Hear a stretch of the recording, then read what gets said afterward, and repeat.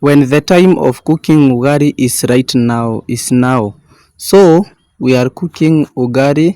Joyce, he is trying to make ugali so that we can eat lunch time. Now is our lunch time.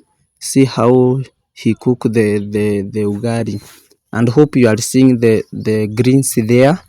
That's the green that we are going to take right now in our stomach. Cooking ugali is a simple way, and Joyce can teach you how to to to to make an ugali. As you see, he is trying to put the flour on the sufuria, as she trying to make the ugali. So as you see that the process, he take the muikos, trying to cook, trying to boil with the muikos so that ugali can make it himself. And you see, Joyce is talking with the phone. So that's the course that he ran.